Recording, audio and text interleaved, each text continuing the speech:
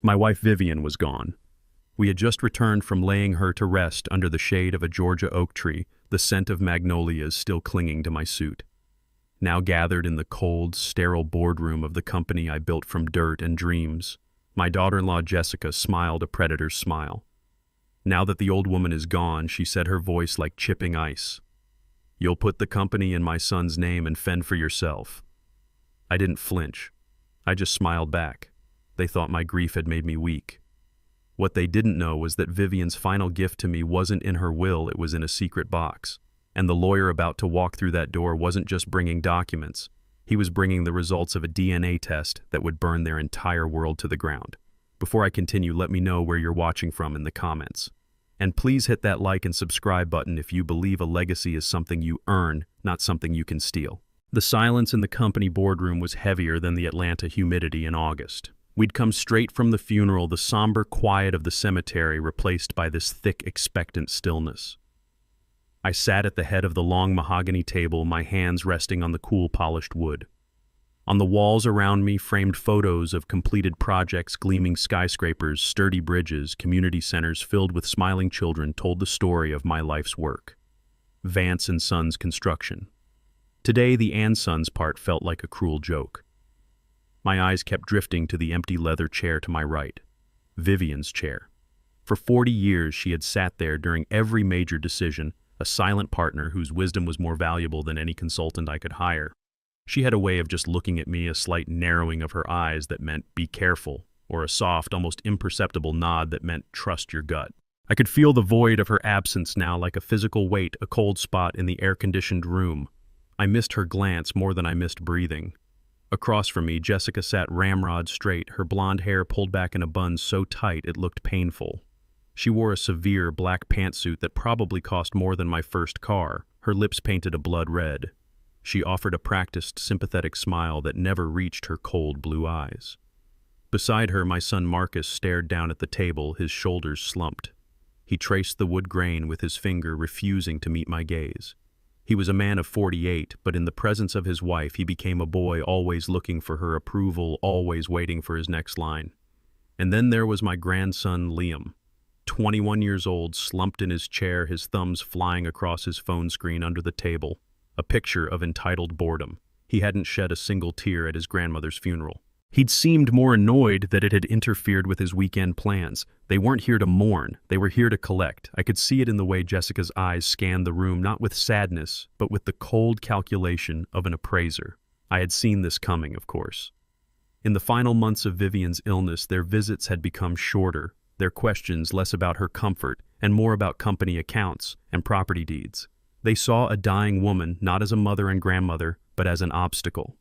And they saw me as the aging gatekeeper to their inheritance. They were waiting for me to speak, to break, to give in. So I waited too. I let the silence stretch, letting it become their enemy, not mine. Finally, Jessica cleared her throat, the small sound echoing in the tense quiet. "Samuel," she began, her voice dripping with a false sweetness that set my teeth on edge. "We know how incredibly difficult this is for you. Vivian's passing is a tremendous loss for all of us." She paused as if expecting someone to agree. No one did, but the company needs to move forward. The board is getting anxious. It's time for you to rest. She slid a thick folder across the table. It made a soft hissing sound as it traveled over the polished wood, coming to a stop directly in front of me. "These are the transfer documents. It's all very straightforward. You'll sign over your controlling shares and the CEO position to Marcus. We've also drafted a motion to give Liam a seat on the board upon his graduation. It's the best way to ensure the family legacy is secure." Marcus finally looked up, his eyes pleading. "Dad," he mumbled, clearing his throat to sound more forceful. "It's the right thing to do. It's what Mom would have wanted." I held my son's gaze. For a fleeting second, I saw the boy I used to know, the one who followed me around construction sites with a little yellow hard hat. But he was gone, replaced by this stranger. "Are you sure that's what your mother would have wanted, son?" My voice was quiet, but it cut through the room. A smirk played on Jessica's lips. She leaned forward, abandoning all pretense of compassion. Her voice was a blade. Now that the old woman is gone, she said, her words clear and precise. "You will sign the papers, put the company in my son's name, and fend for yourself. You're old, Stop being a burden to us. The sheer audacity of it was breathtaking. They weren't just asking for the company. They were trying to erase me, to cast me aside like a broken tool. I felt a cold calm settle over me. There was no rage, no shock. There was only a profound, clarifying certainty. Vivian had seen this. She had known this would happen. I looked at their expectant, greedy faces, and I smiled. It was a small smile, barely a twitch of my lips, but it was real, and it terrified them. The confidence in Jessica's eyes wavered. Marcus shifted uncomfortably in his seat. "All right," I said, my voice smooth and even. I reached out and placed my hand on the folder, but I didn't open it. "But before we do anything, I believe we need to hear a few things from my attorney." Jessica's face tightened. A flicker of confusion, then alarm. "An attorney, Samuel, this is a private family matter." I looked from her face to my son's and then to the empty chair beside me. I felt Vivian's strength flow into me. "No," I said, my voice steady and clear for everyone to hear. "It never was." My smile faded the moment the boardroom door clicked shut behind them. The echo of Jessica's venom still hung in the air, a toxic residue. But my mind wasn't on her threats. It was 3 days earlier in the suffocating quiet of my own home. After the funeral, after the last well-wisher had departed, I found myself in Vivian's study. It was the one room I hadn't been able to face. It still smelled like her, a faint, comforting mix of old books and lavender. The afternoon sun streamed through the window, illuminating swirling motes of dust, each one a tiny forgotten world. I wasn't cleaning, not really. I was just touching things. Running my hand over the worn leather of her favorite armchair, tracing the titles on the spines of her poetry books, trying to feel her presence in the things she had loved. Grief is a disorienting thing. It makes you clumsy. I reached for a heavy volume of architecture theory on a low shelf, and my knee knocked against the side of her old wooden desk. The book tumbled to the floor with a heavy thud.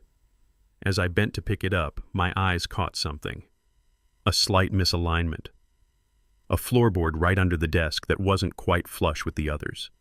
I'd walked over this spot 1,000 times and never noticed. But today, in the stillness and the slanted light, it seemed to scream at me. My heart began to beat a little faster. I knelt down, my old knees protesting, and pressed my fingers against the edge of the plank. It was loose.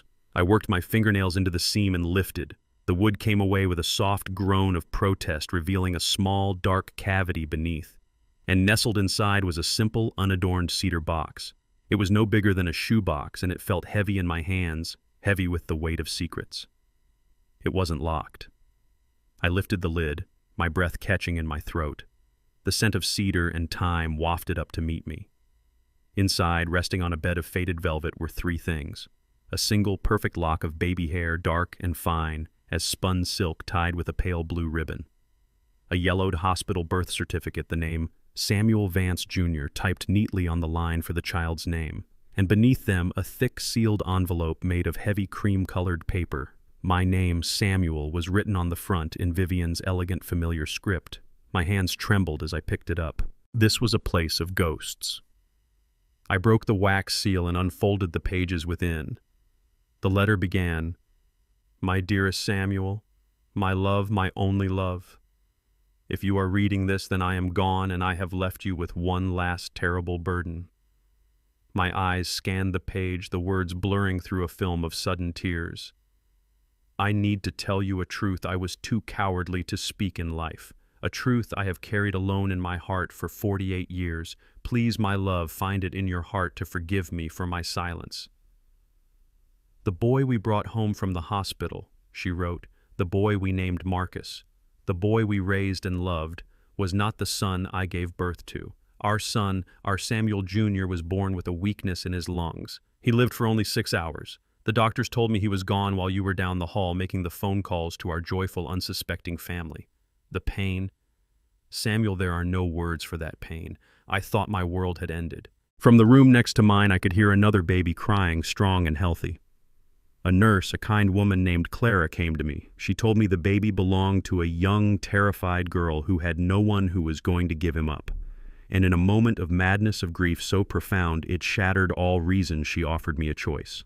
She said we could switch the records, that I could take home a healthy boy, that you would never have to know the pain of losing our son. I know it was wrong," the letter continued. "But in that moment, all I could think of was you, of your face when I would have to tell you our son was gone. I couldn't bear it, so I said yes. We came home with Marcus, and I loved him, Samuel. I swear to you I loved him as my own. Every scraped knee, every sleepless night, every proud moment, that love was real. I kept the secret because I was afraid the truth would break, you would break us. But I was a fool. I built our family on a foundation of lies, and now the cracks are beginning to show." The tone of her writing shifted, then the elegant script becoming sharper, more urgent. "I see the woman our son married. I see the greed in her eyes. She is a vulture, Samuel, and she has taught our son to be one too. She has twisted his love into entitlement, his respect into impatience. They look at you and they do not see a father. They see an obstacle. They will try to take everything we built, not to nurture it, but to consume it. I cannot protect you anymore from the outside, my love, so I am giving you the truth from the past. This secret was once my shame, but now it must be your shield. Forgive me. Forgive me for the lifetime of deception, but please do not let them destroy our legacy. Protect what is ours. Protect what is yours." I let the pages fall into my lap. The world tilted on its axis. 48 years. My son was not my son. The grief for Vivian mixed with a new hollowed-out sorrow for the baby I never knew I'd lost, and for the woman who had carried that impossible secret alone for our entire marriage. The box on the floor was no longer just a box. It was a testament to her love, her fear, and her final desperate plan to save me. The pain was immense, but beneath it something else began to grow. Not anger. Not yet. It was a cold, hard resolve. She had given me my instructions. She had asked me to protect our legacy, and I would not fail her. I sat there on the floor of my wife's study for what felt like an eternity, the letter resting in my lap. The world I knew had been dismantled in the space of a few hundred words. Every memory of raising my son was now cast in a different, more complicated light. The grief for Vivian was a raw, open wound, but now it was joined by a new, strange sorrow for the secret she had carried alone. For a moment I felt the weight of it all pressing down, threatening to crush me. I could just let it happen. I could sign Jessica's papers, retreat into the fog of old age, and let the legacy Vivian and I built be devoured. But then I looked at her handwriting at the final desperate plea on the page. Protect what is ours. It was a command from the grave, and I knew I could not do it alone. There was only one person on earth I could trust with this. I pulled my phone from my pocket, my fingers feeling stiff and clumsy as I found the name David Chen. He answered on the second ring, his voice warm with concern. "Samuel, I was just about to call you. How are you holding up?" He was my lawyer. Yes, but he had been my friend first. He and his wife had been to our home for countless dinners. He had known Vivian for 30 years. "David," I said, and my own voice sounded foreign to me, thin and cracked. "I need you." "Can you talk?" The warmth in his voice immediately sharpened into professional focus. "Of course. What is it? Is it Marcus and Jessica? Are they pushing you already?" He knew them well. "Worse," I said. I took a deep, shuddering breath. "David, I found something. A letter. From Vivian." I heard him take a sharp breath on the other end of the line. I didn't read him the whole letter. I couldn't. Instead, I gave him the devastating core of it. She wrote that our son, Samuel Jr., died at the hospital. The day he was born. The silence on the other end of the phone was absolute. I could picture him in his office looking out over the Atlanta skyline, his mind reeling. When he finally spoke, his voice was soft with disbelief and a profound sadness. "My God, Samuel. And Marcus, he's not mine, David. He's not our son. Vivian, she made a choice. In the middle of all that pain, she made a choice." I explained the story of the switch, the words feeling like ash in my mouth. For a long moment, David was the friend. He mourned with me. That incredible woman, he whispered. The weight she must have carried all these years. To protect you, to build a family. Samuel, I am so sorry. But then I heard him take a deep breath, and the gears shifted. The friend stepped back, and the lawyer I had relied on for 3 decades stepped forward. His voice became firm, clear, and strategic. "Vivian was an extraordinary woman, Samuel," he said, his tone now edged with steel. "And she was smarter than all of us. This letter isn't just a confession. She was arming you. She gave you a way out. Now we have to use it." Hope, cold and clear, cut through my grief. He was right. This was not an ending. It was a battle plan. "What do we do?" I asked. "Jessica will fight this. She'll say it's the ramblings of a sick woman, a forgery. She'll certainly try." David replied, a hint of grim satisfaction in his voice. "Which is why the letter is our map, not our weapon. Our weapon has to be irrefutable science. We need a DNA test, Samuel. A legally admissible one." I asked how we could possibly manage that without raising suspicion. "Leave it to me," David said. "Hospital records are kept for decades." Marcus had his tonsils out when he was 8. I'm willing to bet the hospital still has tissue samples archived. We can get a court order for that and use your own medical records as a baseline. It will be clean, quiet, and undeniable. The plan was taking shape, a path forward through the wreckage. And the other part, I asked, my voice barely a whisper. Her real son. "I'll hire a private investigator first thing in the morning," David said without hesitation. "The best. Someone who specializes in finding people who don't want to be found." Vivian gave us a date, a hospital, and the circumstances of the birth mother. It's a needle in a haystack after almost 50 years, but it's not an empty haystack. We can find him, Samuel. By the time I hung up the phone, the world felt different again. The grief was still there, a permanent resident in my heart. But the crushing weight of helplessness was gone. It had been replaced by a cold, hard purpose. Vivian had not left me alone. She had left me a shield, a sword, and a trusted general to help me wield them. My next meeting with Jessica and Marcus would not be a surrender. It would be an ambush. I just needed to let them walk a little deeper into the trap. After the call with David, my grief felt different. It was still a vast, empty space inside me, but now it had a purpose. It was no longer just a weight, but a weapon I was learning to wield. The next day, I did something I hadn't done in weeks. I drove out to our biggest active construction site on the south side of the city. I needed to feel the ground shake with the rumble of heavy machinery. I needed the sharp smell of cut lumber and wet concrete, the symphony of saws and hammers. This was the world I understood. This was the legacy Vivian had urged me to protect. I didn't go to the project manager's trailer. I just walked the site, my old work boots feeling natural on the uneven, muddy ground. I needed to see the bones of the building to remember what it was all for. That's when I saw him. Elijah Hayes. He was standing in the middle of a heated discussion with 2 contractors, both of them twice his age and a good 50 pounds heavier.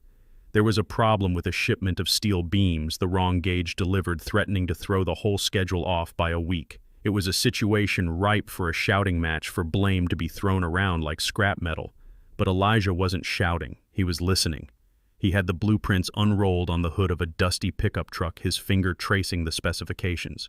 He was calm, his voice even but firm.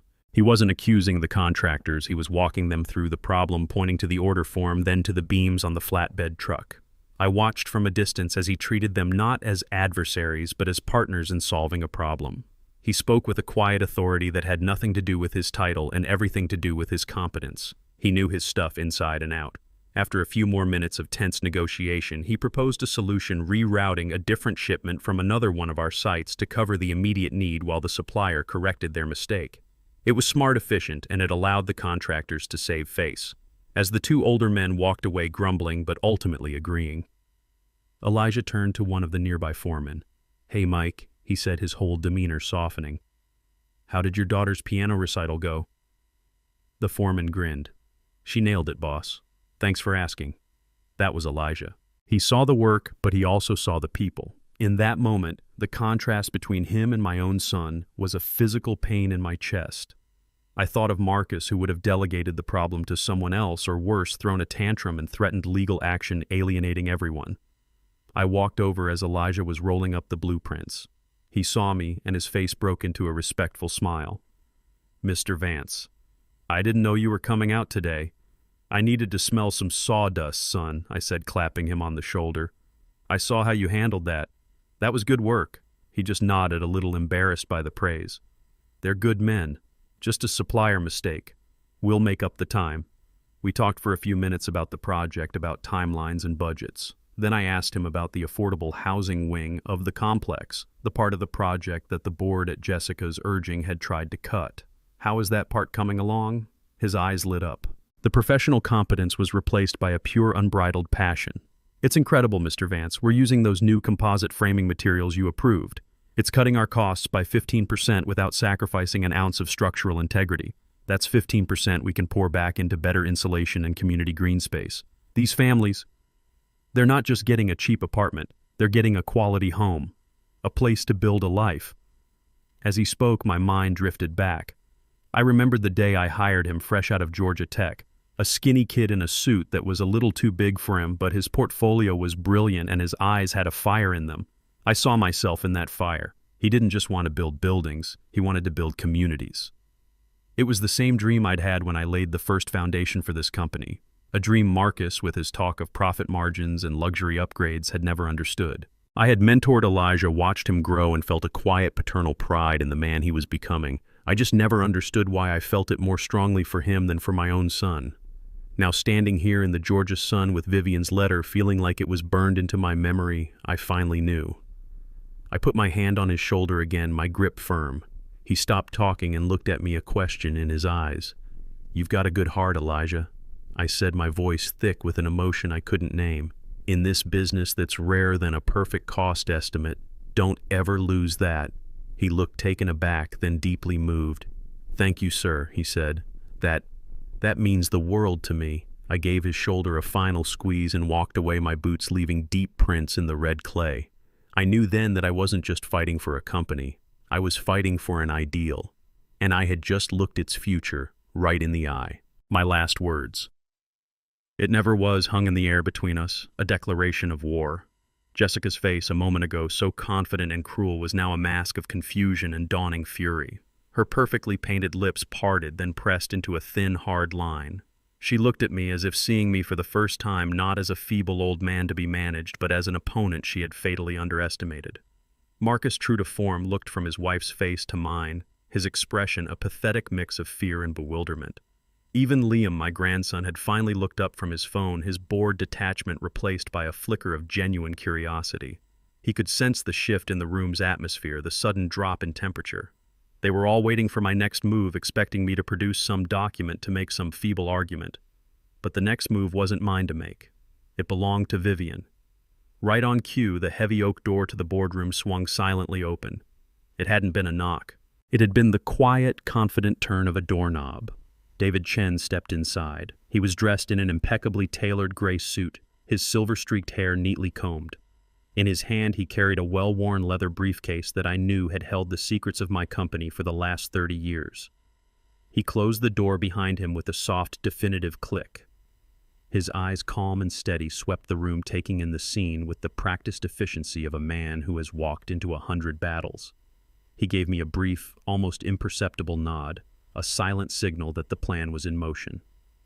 Jessica was the first to find her voice, and she wielded it like a weapon, trying to regain control of the room she thought was hers. "Mr. Chen," she said, her tone sharp and dismissive. "What an unexpected surprise. As I was just explaining to Samuel, this is a private meeting, a family matter. Your services are not required." She was trying to frame him as an intruder, an unwelcome outsider meddling in affairs that were above his station. She was drawing a line in the sand, putting him back in his place as nothing more than a hired employee. David didn't even flinch. He walked slowly, deliberately toward the table, his gaze fixed on Jessica. He didn't raise his voice. He didn't need to. His quiet authority filled the space, pushing back against her shrillness. "Good afternoon, Mrs. Vance," he said, his voice as cool and smooth as river stones. He stopped beside the empty chair that had been my wife's, placing a hand on the back of it for just a moment. It was a small gesture, but a powerful one. He was aligning himself with Vivian. "I am here today not at the request of Mr. Samuel Vance, but in my official capacity as the executor of the last will and testament of my late client, Mrs. Vivian Vance." He let the name hang in the air, a potent reminder of the woman whose absence had created this power vacuum. He was making it clear that the authority he held came directly from her. "So you see," he continued, his eyes locking with hers, "while this may be a family matter to you, it is a legal and fiduciary duty to me. And I can assure you my presence here is not just necessary, it is non-negotiable." He then walked to the head of the table near me and placed his briefcase on the mahogany surface. It landed with a solid, definitive thud that seemed to suck all the remaining air out of the room. The The polished leather seemed to absorb the light, a dark and ominous object that held all of our futures inside it. For a moment, nobody moved. The only sound was the faint hum of the air conditioning. Then, with slow, deliberate movements, David rested his hands on the briefcase. His fingers found the two brass latches on the front. In the dead silence of that boardroom, the sound of him flicking them open was brutally loud. A sharp, metallic click-clack. It sounded like a judge's gavel. It sounded like a weapon being cocked. He lifted the lid, revealing neat stacks of files and documents within. Then he looked up, his calm, unreadable gaze sweeping over Jessica, then Marcus, and finally me. The ambush was set. The trial was about to begin. David ignored her outburst completely. His movements were calm, deliberate, each one designed to command the room's full attention.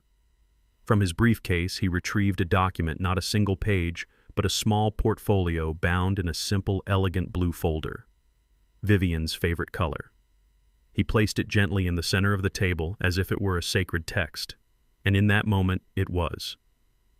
That simple blue folder held more power than all the money Jessica had ever schemed, for more authority than any title she could ever demand for her husband or son. It was Vivian's final move, her voice from beyond the silence. This, David announced, his voice cutting through the tense atmosphere, is the final and legally binding will and testament of Vivian Vance. It was drafted, signed, and witnessed 6 months ago. He let that fact sink in. 6 months. This was not the product of a grief-addled mind or a last-minute whim. This was a calculated, strategic decision made with a clear and prescient mind. Jessica let out a short, brittle laugh. It was a sound of pure derision meant to belittle the moment, to reassert her dominance. "Oh, please, David, don't be so dramatic," she sneered, waving a dismissive hand. "We all know what her will says. It's tied to the old family trust. Everything is divided according to the established plan. Marcus gets his controlling shares, and as his spouse, my future is secured. Samuel is provided for. It's all been arranged for years. This is just a sentimental formality." I watched her, and I felt a profound sense of pity mixed with my cold resolve. She was so certain of her victory. She saw this document as a mere speed bump on the road to her ultimate goal, a piece of paper that held no real power over the plans she had so carefully laid. She was so busy looking at the throne she believed was hers that she failed to see the trapdoor beneath her feet. She had always underestimated Vivian, and she was about to learn how fatal that mistake was. David looked at her, his expression unreadable. "You are mistaken, Mrs. Vance," he said simply. The words were quiet, but they landed with the force of a gavel. He then reached into his jacket pocket and retrieved a pair of slim, black-framed reading glasses. He put them on with a slow, deliberate motion, a professor preparing to lecture a particularly dull student. The room was utterly silent as he opened the blue folder. He began to read. "I, Vivian Vance, being of sound mind and body, do hereby declare this to be my last will and testament." His voice was formal, but as he continued, it softened. The first section was not about assets or property. It was a letter to me. To my beloved husband, Samuel. David read, and I felt Vivian's presence fill the room. "You were the architect of my joy, the foundation of my life. With you I built a home not of wood and steel, but of love, laughter, and unwavering partnership. For 49 years, you were my compass and my anchor. I leave you with my unending love, the only true asset that can never be appraised, divided, or diminished by time. Please know, whatever comes next, that every choice I ever made was to protect the beautiful world we built together." I closed my eyes for a moment, the words washing over me. It was her final gift, a reinforcement of our bond, read aloud in front of those who had tried so hard to tear it apart. I could feel Jessica's impatience radiating across the table. To her, this was just sentimental nonsense, a waste of precious time. Then David cleared his throat. His voice shifted, losing its warmth and taking on a sharp, clinical edge. "Now," he said, looking over the rim of his glasses, "regarding the disposition of tangible and intangible assets." Jessica leaned forward slightly, her eyes gleaming. This was the part she had been waiting for. David read slowly, giving each word its full, devastating weight. "All my personal assets, including but not limited to real estate investment portfolios and personal effects, along with all my shares in Vance & Sons Construction and all associated voting rights, shall be transferred in their entirety to my beloved husband, Samuel Vance." He paused for a single perfect beat. I saw a flicker of triumph in Jessica's eyes. She thought she had won, that the will simply consolidated power, with me making her takeover of my assets the next logical step. And David continued, his voice dropping slightly, to my direct bloodline, heir, should one be identified. Silence. It was a heavy, suffocating thing. Marcus stared at David, his brow furrowed in confusion. Jessica's triumphant smirk wavered, replaced by a look of cautious suspicion. Direct bloodline heir, she repeated, testing the words on her tongue. What kind of strange wording is that? It's just archaic legal jargon. Obviously it refers to Marcus. She looked at her husband, who nodded dumbly in agreement. Right, Marcus said, his voice weak. That's me. I'm her direct bloodline. They didn't see it. They were so blinded by their own entitlement, so certain of their place in the universe, that they couldn't see the precision of the dagger Vivian had so carefully crafted. They thought it was a shield for them, when in fact it was a sword aimed directly at their hearts. David took off his glasses, folding them carefully and placing them on the table. He looked directly at Jessica, his face a mask of professional neutrality. That he said, his voice now quiet and dangerous, is precisely the point that requires clarification. He reached back into his now open briefcase. He didn't pull out another file. He pulled out a single sealed 9x12 envelope from a certified genetics lab. At the written request of Mrs. Vance, stipulated in a separate legal directive executed on the same day as the will, and with the full authorization and cooperation of Mr. Samuel Vance, my firm was instructed to engage a third-party laboratory to conduct a thorough genealogical analysis. This was to legally and scientifically identify the beneficiary as explicitly defined by the term direct bloodline heir. He slid the heavy envelope onto the table. It sat there between us, a white rectangle of truth in a room full of lies. It looked like a time bomb.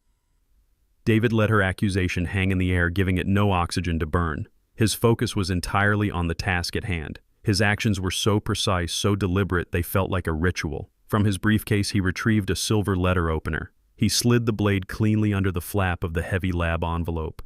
The sound of the paper tearing was sharp and final, the only sound in a world that had suddenly gone silent. Everyone in the room, even Liam, was frozen, their eyes fixed on that simple manila envelope as if it contained the secrets of the universe.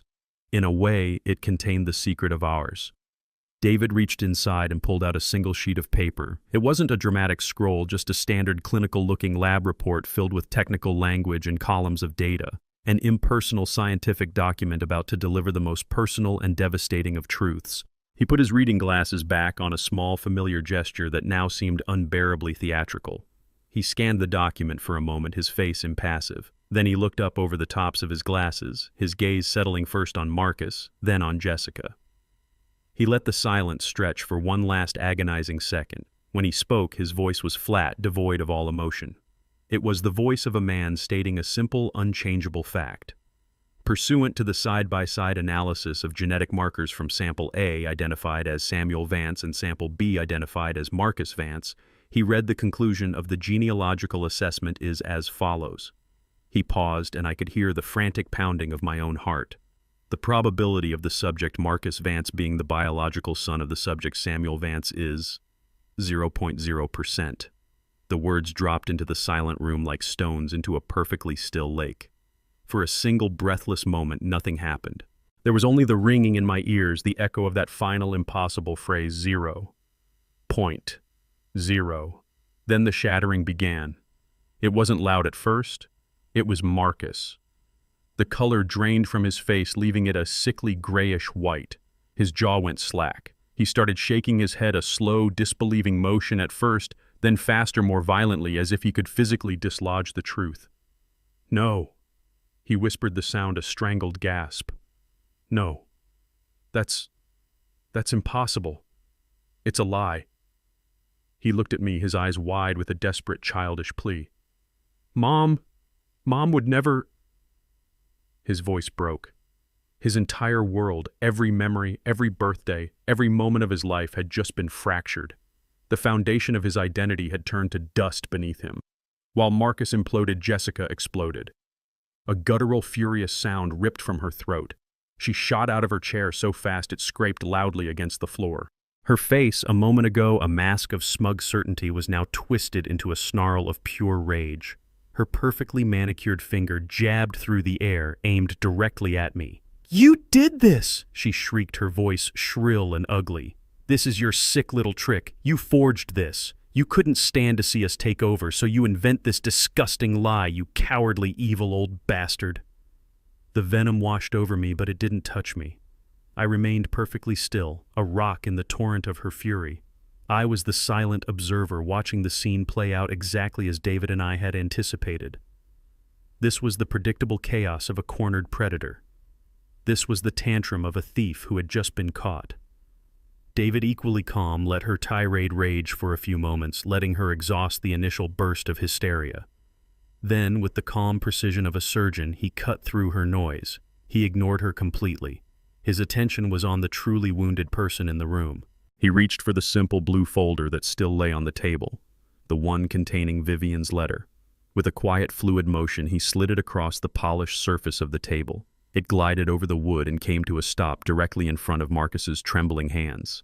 David then looked at me, but he spoke loudly enough for the entire room to hear. His voice was quiet, yet it silenced Jessica's screaming instantly. "Your son might want to read this," he said. "It's an explanation. From his mother." Jessica's rage sputtered out into a string of incoherent, venomous whispers. She had no more ammunition. Her threats were empty, her accusations powerless against the cold, hard science on the page in front of her. All her focus, all her energy now turned to Marcus, urging him to deny it, to fight. But he couldn't. He was hunched over the blue folder, his shoulders shaking with silent, racking sobs as he read his mother's final words. He was no longer a co-conspirator. He was just a broken man, mourning a life he never knew he had, and a mother he now understood he never truly knew at all. David let the tragic scene breathe for a moment, allowing the full weight of Vivian's confession to settle into the room. Then, with the air of a man bringing his final arguments to a close, he straightened his tie. His voice cut through the quiet, sobbing calm and inexorable as a rising tide. He wasn't speaking to Jessica or Marcus anymore. He was simply stating the final legal facts of the matter for the record. As I stated, he began, his voice clear and unwavering. The will of Mrs. Vivian Vance is explicit. Her assets, her legacy, and her controlling shares in this company are to be passed to her direct bloodline heir. He glanced at Marcus with a brief professional sympathy. As DNA has proven that Marcus Vance is not a biological relation, he is legally excluded from this specific and primary inheritance clause. I saw a flicker of something in Jessica's eyes, a desperate final calculation. If Marcus wasn't the heir, then surely the inheritance would fall back into a general family trust, one she could still fight for, still litigate for years. She was already formulating a new plan, a new battle, but she hadn't understood the depth of Vivian's strategy. David continued, anticipating her thoughts. "The will further stipulates," he said, letting the words hang in the air, "that in such a case the entire inheritance should then pass to the biological heir, should one be identified." He let the conditional phrase linger, a final cruel twist of the knife for Jessica. The implication was clear: if the true heir was lost to time, she might still have a chance. He then slowly, deliberately turned his head and looked toward the boardroom door. "And we have identified him." As if summoned by an unseen force, the doorknob turned. The heavy oak door swung open once more. Standing in the doorway, looking utterly bewildered but with a straight-backed, quiet dignity, was Elijah Hayes. He was still in his work clothes, a simple collared shirt with the Vance & Sons logo embroidered over the heart, his boots clean but clearly worn from the grit and dust of the construction site. He had been pulled from the world of steel and concrete into this maelstrom of greed and broken hearts. His eyes darted around the room, taking in Jessica's tear-streaked, hate-filled face, Marcus's collapsed form, and finally settling on me, a question mark in his gaze. David's voice rang out formal and clear, a proclamation that sealed their fate forever. "Ladies and gentlemen," he said, though there was nothing gentle about the moment, "allow me to introduce Elijah Hayes, the biological son of Samuel and Vivian Vance." A new kind of silence fell over the room. Not tense, not angry, but a deep, profound, and utter stillness of shock. Jessica and Marcus stared at Elijah as if he were a ghost. He wasn't just a person to them. He was the living, breathing embodiment of everything they had just lost. He was an impossibility made real, a specter from a past they never knew existed, who had just walked in to claim their future. David provided the final, irrefutable details. "Our private investigation following the leads left by Mrs. Vance located Mr. Hayes last month. We were also able to locate the personal diaries of his birth mother. In them, she detailed the circumstances of his birth and subsequent adoption, all of which has been cross-referenced and legally verified. That was it. The final lock clicked into place. The trap was sprung. I pushed my chair back from the table, the scraping sound loud in the dead quiet. I stood up feeling taller and stronger than I had in years. All eyes, including Elijah's, turned to me. I didn't look at Jessica. I didn't look at the weeping man who I had called son for 48 years. My eyes were only for Elijah. In the strong line of his jaw, in the kind intelligence of his eyes, I saw her. I saw Vivian. I saw the son I never knew I had. I walked around the long table, each step closing a gap of 5 decades. I stopped directly in front of him, this good, decent young man who I had admired from afar, this man who shared my blood and my passion. I put my hands on his shoulders. "Hello, son," I said, and my voice was full of a lifetime of loss and a future of hope. "I've been waiting a very long time for you." My words meant for Elijah alone were the spark that ignited the final inferno. For Jessica, the sight of me placing my hands on Elijah's shoulders, of claiming him, was the one thing her mind could not tolerate. The last vestige of her icy control shattered, and the raw, ugly greed beneath was laid bare for all to see. A sound that was half scream, half sob, tore from her throat. Her face, a moment ago pale with shock, was now blotchy and red with a furious primal rage. "No," she shrieked, her voice cracking. "You can't. You think you can just do this. You think you can replace your son, replace your family with this nobody." She took a step towards Elijah, her hands curled into claws, but David subtly moved to stand between them. "He's a fraud, a con artist. And you," she whirled her finger, jabbing at me again, "you are a pathetic old man, so twisted by grief you'd rather burn down your own family than admit you've lost control. I'll sue you. I'll sue you for everything. I'll tell the world what you've done." Her threats were meaningless, the desperate thrashing of a drowning woman. And as I watched her, I realized she had not once looked at her husband. Not once had she shown a flicker of compassion for the man who was weeping at the table, his entire life revealed as a lie. Her only concern was for the power and the money that had just slipped through her fingers. She wasn't fighting for her husband or her family. She was fighting for her bank account. Marcus was oblivious to her tirade. He was in his own private hell, his face buried in his hands, his shoulders shaking. The pages of Vivian's letter were crumpled in his fist. The sound of his heartbroken sobs was the only genuine thing left on his side of the table. He was not a villain in that moment. He was just a casualty, a boy of 48 who had just lost both his parents all over again. Seeing that the situation was beyond reason, David quietly took out his cell phone and pressed a single button, a pre-arranged call to building security. While we waited, he spoke one last time, his voice cutting cleanly through Jessica's continued screaming. He addressed his words to Marcus, though I doubt the man heard him. "The will does make one final provision," David said calmly. Out of what she described as a mother's lingering affection, Vivian stipulated that a modest monthly stipend be made available to Marcus Vance from a private trust. It's enough to live on, but not in luxury. This, however, is conditional upon his enrollment in psychological counseling and a legally binding agreement to have no contact with either Mr. Samuel Vance or Mr. Elijah Hayes. David then looked directly at Jessica, his eyes cold. "The will makes no provision for non-relations by marriage in this event. You, Mrs. Vance, are entitled to absolutely nothing." That was when the security guards arrived. 2 large, impassive men in professional uniforms. Their presence was a silent, unarguable statement that this was all over. Jessica seemed to finally realize it too. She screamed a long final wail of pure defeat as they gently but firmly took her by the arms. She continued to shout threats and curses as they escorted her from the room. Marcus didn't even look up.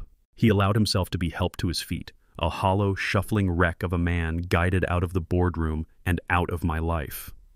In the sudden ringing silence that followed their exit, I looked around the room. The table was a mess of discarded documents and overturned water glasses. It was then that I noticed it. Liam's chair was empty. He hadn't been escorted out. He had simply vanished. He must have slipped away the second he understood that the money was gone. No dramatic exit, no final confrontation. Just the quiet, cowardly retreat of a boy who had only ever been loyal to his inheritance. It was the saddest, most honest thing any of them had done all day. The door clicked shut, and the storm was finally over. The click of the boardroom door closing was the loudest sound I had ever heard. It was a sound of finality, an end to a war I hadn't even known I was fighting until a few days ago. The ghosts of greed and anger had been exorcised, leaving behind a silence that was not empty but peaceful. It was a clean silence, a space to begin again. David walked over and placed a hand on my shoulder, his grip firm and steady. "It's done, Samuel," he said quietly. "Vivian would be proud." I nodded, my throat too thick with emotion to speak. He gave my shoulder a final squeeze, then looked between me and Elijah.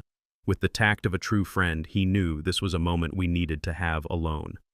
"I'll go file the preliminary paperwork," he said, giving us both a small, reassuring smile before gathering his things and letting himself out. And then there were two. We stood in the quiet room, a father and a son separated by 5 decades of secrets and strangers to each other.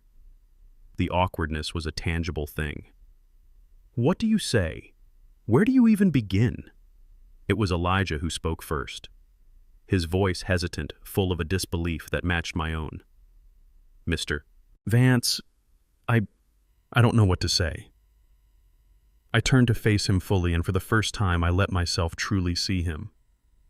I saw the kindness in his eyes, the strength in his posture, and a faint echo of my wife's smile that nearly brought me to my knees. "Neither do I, son," I said, my voice gentle. "Why don't we start with our names? I'm Samuel." He told me about his life. He spoke of his adoptive parents, a kind couple who gave him a good home but who had passed away years ago. He told me about growing up seeing the Vance and Sons logo on construction sites all over the city, a symbol of strength and permanence in his ever-changing world. He confessed that he'd always felt an inexplicable pull towards the company, an admiration for the unseen man who built things that lasted. When I applied for the job, he said, a look of wonder on his face. It felt different. Not like just getting a job. It felt like I was coming home, I just didn't know why. I listened, and I felt the invisible threads of fate, of a mother's love, of a destiny that had been set in motion so long ago, pulling this good young man towards me even when I didn't know he existed. It was a miracle, plain and simple. I knew then that I didn't want to burden him with the weight of instant family. I didn't need him to call me father. I needed him to understand what we were truly fighting for. "Elijah," I said, my voice steady, "your mother's legacy and mine. It's not just about money or this building or a title on a door. It's about building things that matter, things that last. It's in the heart of a home where a family feels safe. It's in the strength of a bridge that connects a community." I looked him straight in the eye. "I have seen that same builder's heart in you since the day you first walked into my office. Would you like to help me keep building?" A slow smile spread across his face, and in it, I saw all the hope for the future. "Yes, sir," he said, his voice full of a quiet, powerful conviction. "Yes, Samuel, I would be honored." I walked to the great window that overlooked the city, a tapestry of buildings stretching to the horizon, so many of them having risen from the dust under my watch. Elijah came and stood beside me. We looked out at the skyline together. For a moment, I said, speaking more to myself than to him, I thought this was all about justice. But it's not. It's about forgiveness. Forgiving Vivian for carrying such a heavy secret all those years just to protect me, and forgiving myself for being too blind to see the real son who was standing right in front of me all along. My legacy was safe now, not because it had been passed to my bloodline, but because it had been passed to a man who shared my spirit. Vivian's will had been a map, and it had led us here. It was never just about the blood. It was about the heart. In the reflection in the glass, I saw an old man and a young man standing side by side. A past full of secrets had finally found its peace, and a future I never thought I'd have was just beginning to be built. This story teaches us that the most valuable inheritance is not money or a company, but a legacy of integrity and purpose. While greed and disrespect ultimately lead to ruin, a person's true worth is proven by their actions and the goodness in their heart, a bond that is ultimately stronger than blood itself. If you believe a true legacy is built on character, not just bloodlines, please like this video and subscribe to our channel for more stories. Let us know in the comments below, what does the word legacy truly mean to you?